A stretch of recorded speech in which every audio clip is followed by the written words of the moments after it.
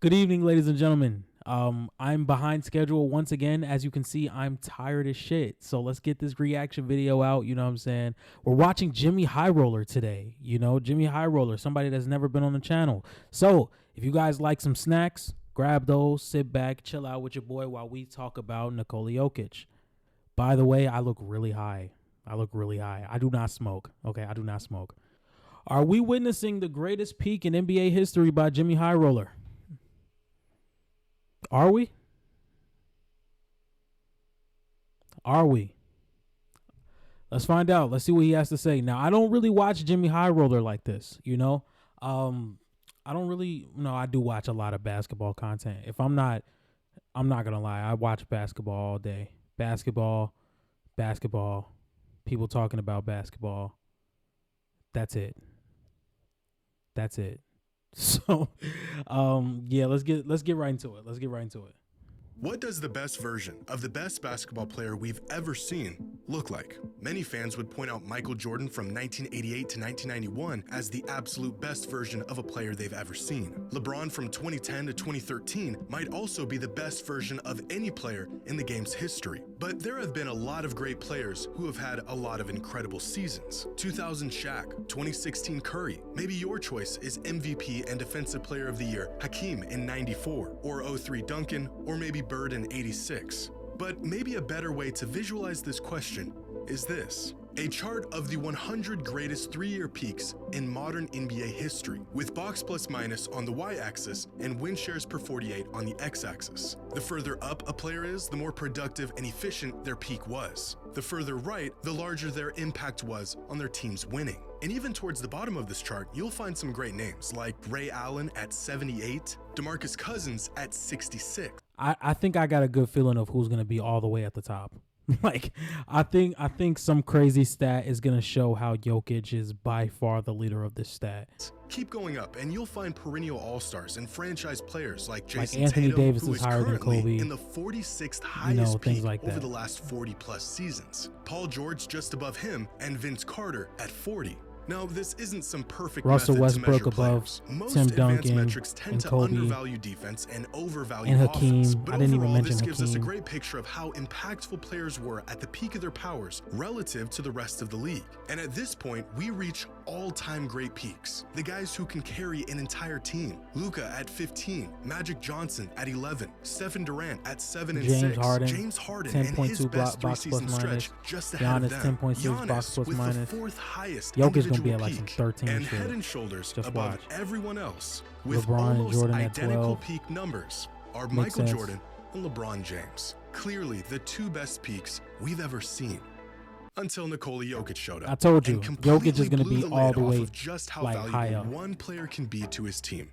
Is Nikola Jokic the best version of any basketball player ever?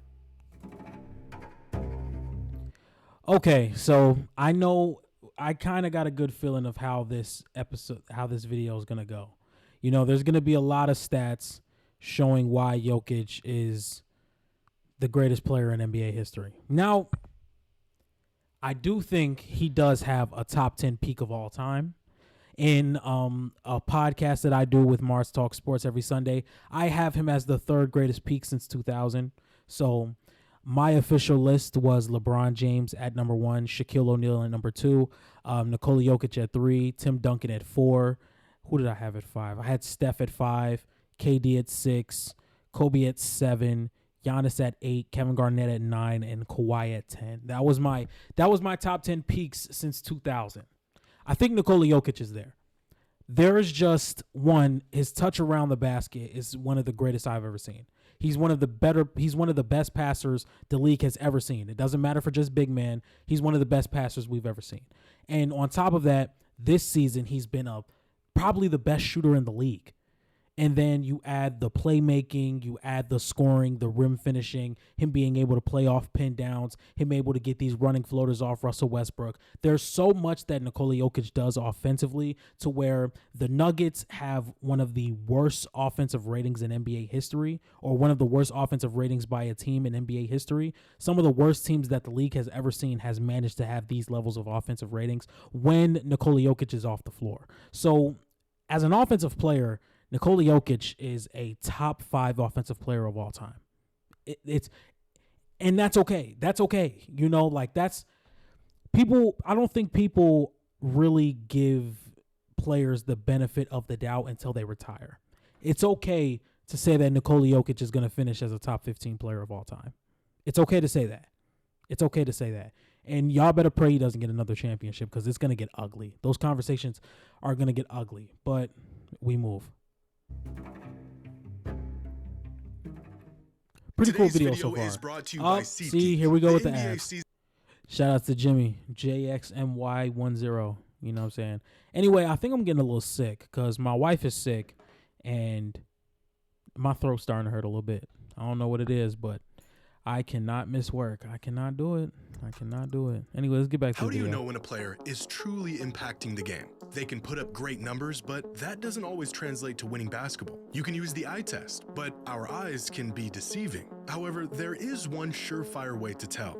And that's when a player is so important and so valuable that their team is utterly lost without them. Every time they step out of the game, everything falls apart. We saw this with LeBron at points in his career. We've seen this many times with Steph. And just a couple days ago, we saw this with Nikola Jokic. In their recent matchup against the Warriors, Jokic started the game, and the Nuggets got out to a 6-point lead before he checked out for the first time. Oh my God, that shit is hard to look at. In the first quarter. Now pay attention to the score and the time left on the clock. By the time Jokic re-entered the game, 5 minutes later, the Nuggets were down 5 points. Jokic helped the Nuggets overcome that deficit, and by the time he checked out again at the end of the third, the Nuggets were back up by 5.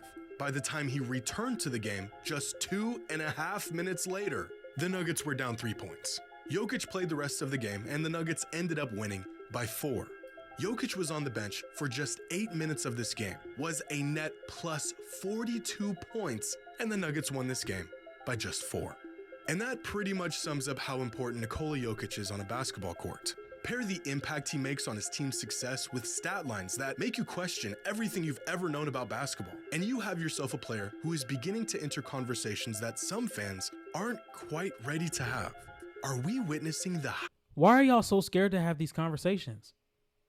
Why are y'all so scared to have these conversations? It's okay to say Jokic is one of the greatest offensive players the league has ever seen. It's okay to say that. It's okay to say that. He's not going to be the last guy that is going to be put in these conversations. It's okay. Why do we have to wait till people retire to put them in these conversations or wait until the latter part of their career? It's okay. It's okay. It is okay. Highest peak in the history of the NBA? Some people think so. We're now going on 5 seasons of this guy being the best player on the planet, and despite 3 MVPs and 4 seasons, the man has somehow found a way to take his game to even another level. Is there still a gap between Jokic and the highest peaks in basketball history? Or is this version of Jokic peaking higher than any player we have ever seen before? Well, there's a pile of evidence that suggests he is. So far this season, when Jokic is on the floor, the Nuggets score 31 more points per 100 possessions, which means Jokic is single-handedly the difference between the Nuggets being one of the best offenses in NBA history and one of the worst. But the absence of any great offensive player will wreak havoc on a team. It should be expected that a system will struggle when you take out their most valuable and important player. From 2015 to 2017, the 3-year offensive peak of Steph Curry's career, the Warriors scored 15 more points per 100. I think I had this for Steph Curry's peak. I think I had 2016 to 2019. To be completely honest, 2021 may have been his best season as well. So, just saying, something to think about. Make sure y'all comment y'all top 10 peaks too. Possessions when he was on the court versus when he wasn't. And Steph's offensive value throughout this 3-year stretch had become the gold standard in the modern NBA. According to Cleaning the Glass, which has a database that dates back to 2004, no other player over the last 21 seasons has been able to match Steph's offensive impact. LeBron came relatively close from 2008 to 2010, elevating the Cavs offense by 13.5 points per 100 possessions. Peak Chris Paul and Steve Nash were the catalyst to 2 incredible offenses. But even amongst offensive juggernauts, Steph was in a league of his own. Until Jokic hit his peak, where he has been the most impactful offensive player over the last 2 decades, and it's not even remotely close. Over the last 3 seasons, the Nuggets scored 23.3 more points per 100 possessions when Jokic is on the court. That is a larger gap than most starting fives have over their bench unit. Jokic is making this big of an impact by himself. And we already knew that he was approaching, if not already at the level of some of the best, most impactful players in NBA history. But to really enter the conversation, Jokic first had to do what every all-time great must: prove that he could be this good over and over and over again. That his dominance transcended who you put around him, and that his impact wasn't some 3-year abnormality. And he's now done that. He's way past the point of skepticism, and now entering the point where we have almost built a tolerance to his absolutely mind-bending stat Nah, lines. for real. I don't think this 56, 16, and 8 was talked about enough. Like, no. Let's be fair, because I think the reason it wasn't talked about as much is because they lost to the Wizards. But this is a crazy ass stat line. Like, he almost put up 60, 20, and 10. That's disgusting. Yeah, that's crazy. That's crazy. Anyway. Basketball Reference cites a season where a player achieves a box plus minus of 10 or more as an all-time great season. As they put it, think peak Jordan or LeBron. And only 16 players in the history of the NBA have achieved this mark for a single season. Only 4 of these 16 players. Okay, let's see. Only seasons with a box plus minus of 10 plus in NBA history. 32 seasons by 16 different players. LeBron has 1, 2, 3, 4, 5 of those. Giannis has 3. Jordan has 3, 6, 7. So Jordan has 2 more than Bron. Giannis has 3. CP3 has 2. They're about to show some crazy Have shit achieved by this Jokic. mark in multiple seasons. Those players being LeBron, Jordan, Giannis, and Chris Paul. Nikola Jokic has a box plus minus of 10 or more for his entire career. Easily the highest BPM of any player in NBA history. In fact, there have only been 8 individual seasons where a player logged a box plus minus of at least 12. LeBron James did it once back in 2009, the most productive and high usage season of his entire career. Michael Jordan did it twice, once back in 1988, arguably the greatest individual season in NBA history and the best statistical season of his career, and again in 1991.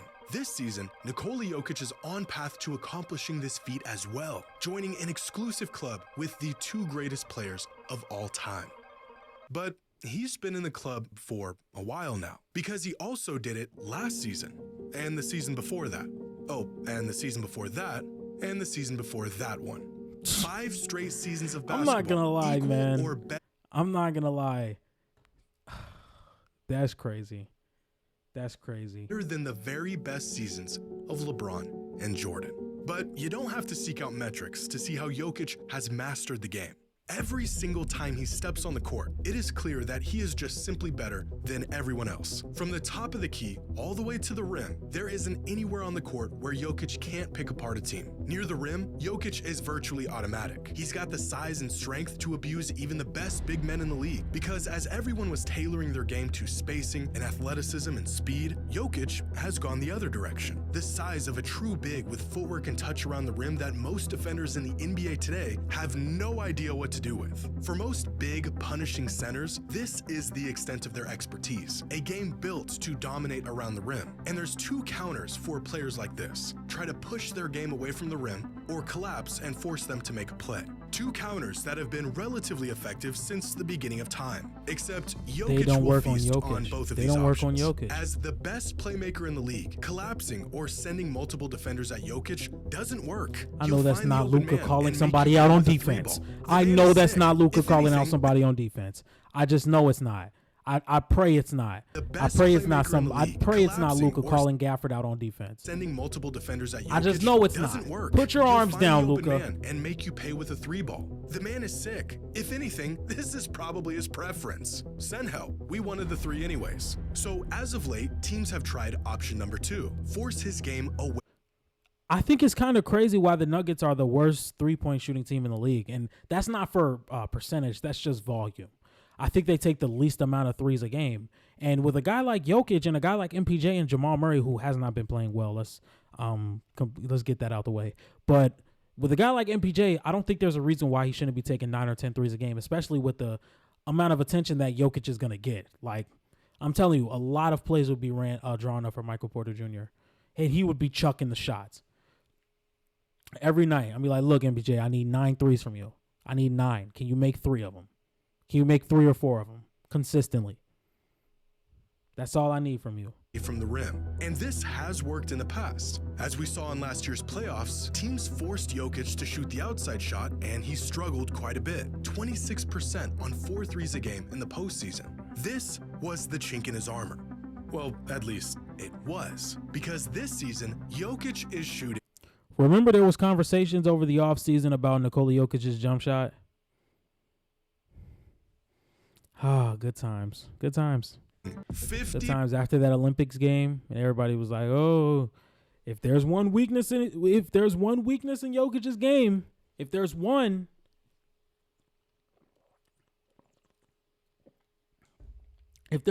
weakness in Jokic's game, make him shoot threes." Yeah, that's crazy, bro. That's crazy. % from 3 on 4.2 attempts per game.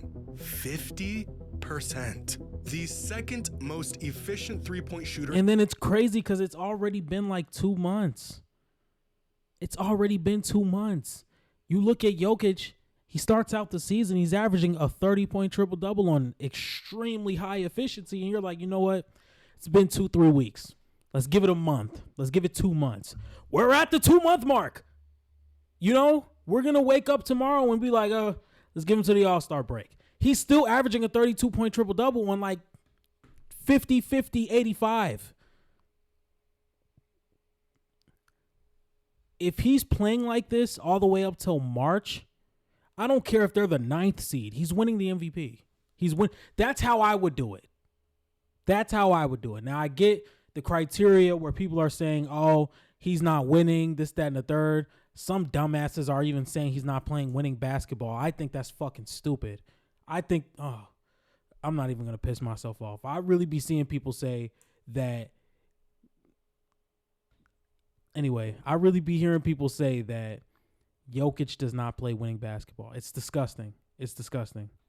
In the league among all players shooting at least 4 threes a game. So he can crush you around the rim, and you don't even want him to get the ball down there. But he's now one of the most efficient 3-point shooters in the league, so we can't let him operate however he wants out there. So let's play him close. Put a big body on him, deny the passing lanes, and get physical. Again, a tactic that worked against Jokic about as well as any other. Except that doesn't work either, because Jokic also has the ability to put the ball on the floor and go downhill, which shouldn't be possible for a guy his size, but he does it. And once he gets to the middle of the floor, well, now you've lost. In the NBA, a player's gravity is a concept that has really become one of the most valuable things to possess. This it really is what has offensive gravity. And it's almost been like the snap of a finger. The NBA moves so quick. I think the gravity of players getting into this spot right here, we've seen over the past few seasons that getting 2 feet in the paint is one of the most important things in basketball because it opens up the floor so much. If you have somebody who can put 2 feet in the paint as a high volume scorer, you get things like this. You get a guy open in the corner. You get a guy open in the wing. You get a guy open in the dunker spot. You get a guy open on another wing. If you're the lead scorer, whether it's in the perimeter, in the post, down low, if you can constantly get 2 feet in the paint where you have to have 1, 2, 3, 4, 5, all 5 players on the court collapse on you, one, what type of roster are we building to where all 5 players are comfortable collapsing on you and leaving everybody else open? But 2, you have a lot of offense. Now, if we're smart about this, he gets the ball and it's in rotation. Somebody's going to get open 3. Looks like the Boston Jokic Celtics gets literally to won a this championship spot, off the of that. defense completely sinks in and bends however he wants it to. But that's From open here, 3. He becomes the most Come on lethal now. offensive weapon the game has ever seen, with the size, IQ, and skills to do whatever he wants. From this spot, there really isn't anything preventing Jokic from at least getting the shot that he or his team wants. Again, the best passer and playmaker in the league, so he'll find the open man if and when you close on him. Give him space, and he's capable of hitting the shot all day long. Or maybe he'll just put his back to the basket and back you into oblivion while you question if all that time you spent in the weight room was really worth it. Peak Jokic doesn't really have any weaknesses on offense. At the moment, not only is there no consistent, tangible way of stopping him, it looks like there isn't even a way to slow him down. And although this can be said about a few players who hit all-time high peaks, there may not be another player who is as consequential to their team and its success as Nikola Jokic is. So far this season, Jokic touches the ball 113 times per game. That's any time he receives a pass or grabs a rebound, a mark that leads the NBA by a country mile. But the crazy part is that the Nuggets only have 100 possessions per game this season, which means on average, Jokic touches the ball not just every single Nuggets possession, but multiple times on several possessions. In fact, since the NBA introduced tracking data back in 2014, here are some all-time great players and how involved they were in their team's system throughout their 3-year peak, how many touches per possession they were getting. And across the board, all of them are floating between 0.6 and 0.8 touches per team possession, with LeBron, Harden, and Luka carrying the heaviest load of anyone. Luka even approaching a 1-to-1 touch-to-possession ratio throughout the last 3 seasons, the Mavericks needing him to be involved in nearly every possession. And still, Jokic is on a whole nother level, where he is being utilized on virtually every single possession in every single game for 3 straight seasons. So not only does Jokic statistically contribute more to his team's winning, the load he is burdened with dwarfs even the greatest high-impact players over the last decade. Jokic isn't just the most important piece in Denver's offense, he is Denver's offense. Which brings us to the one glaring pitfall for Jokic's case as truly the highest peak of any player ever: defense. A solid defensive player at his best and a net negative player at his worst. And this is the one factor that may prevent him from peaking higher than anyone else. There's 2 sides of the ball. He's the best we've ever seen on one side, and he's okay. Okay, so Denver this season has lost a lot of games by just losing the shooting battle. They lost the shooting battle to Washington. They lost the shooting battle to New York when they bust their ass. And the reason they're losing the shooting battle is because the scheme around Jokic is stopping people from getting to the rim because Jokic is not a rim protector. That's the scheme. That's their defensive scheme.